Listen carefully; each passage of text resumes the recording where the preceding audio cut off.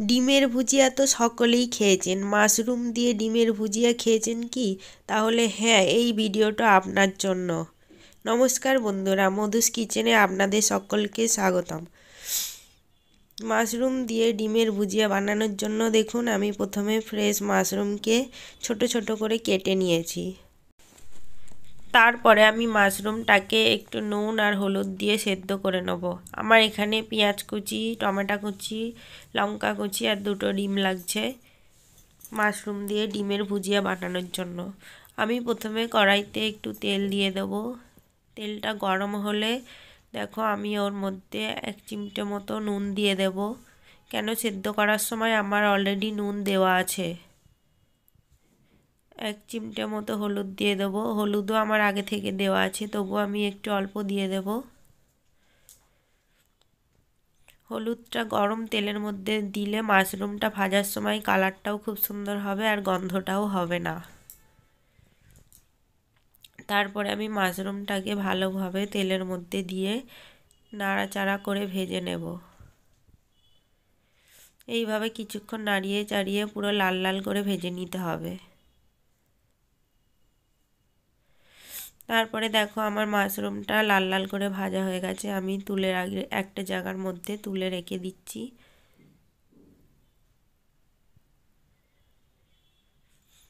কারোর যদি এই ভিডিওটা ভালো লেগে থাকে তোমরাও ট্রাই করতে পারো, আর অবশ্যই চ্যানেলটাকে একটু সাবস্ক্রাইব করে আমার পাশে থাকবে। দেখো আমার লাল লাল করে মাশরুমটাকে ভাজা হয়ে গেছে। তারপরে আমি ওই তেলের মধ্যে অল্প একটু জিরে ফোড়ন দিয়ে দিলাম।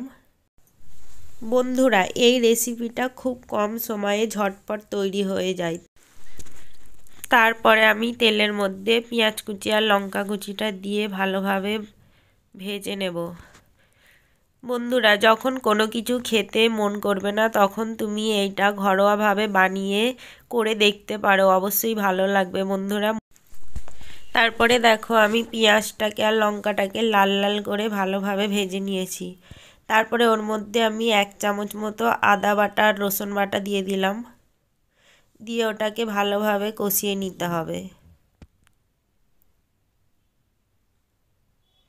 তারপরে আমি টমেটো কুচিটা ওর মধ্যে দিয়ে দেব। টমেটো কুচিটা দিয়েও ভালোভাবে নাড়িয়ে চাড়িয়ে কষে নিতে হবে। তারপরে দেখো বন্ধুরা আমি অল্প একটু হলুদ গুঁড়ো দিয়ে দিলাম, অল্প একটু নুন দিয়ে দিলাম। কেন, আমার আগে থেকে নুন হলুদটা দেওয়াই আছে, তাই আমি অল্প অল্প করে দিলাম।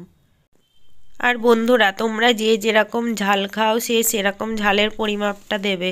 আমি এখানে লঙ্কা গুঁড়ো দিইনি, শুধু কাঁচা লঙ্কাটাই দিয়েছি। তোমরা চাইলে লঙ্কা গুঁড়োটাও দিতে পারো। তারপরে দেখো আমি এখানে 2টো ডিম ফাটিয়ে দিয়ে দিলাম।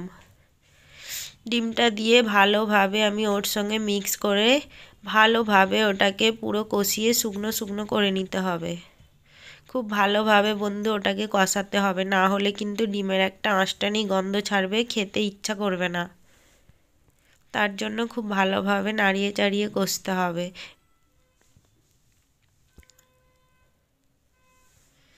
দেখো বন্ধুরা, আমি যেরকম ভাবে নাড়িয়ে চাড়িয়ে শুকনো শুকনো করে কষিয়ে নিয়েছি ঠিক ওইভাবেই করে নেবে।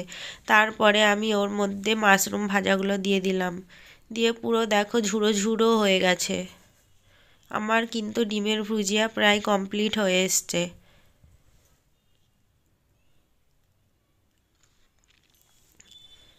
ভুজিয়াটা কিন্তু এরকমই শুকনো শুকনো হবে। তারপরে আমি ওর মধ্যে একটু ম্যাগি মশলা দিয়ে দিলাম। দেখো আমার পুরো কমপ্লিট ডিমের ভুজিয়া। তোমরাও এভাবে বানিয়ে খেতে পারো। তাহলে আবার দেখা হচ্ছে এরকমই কোনো একটি রেসিপির সঙ্গে। Bye bye.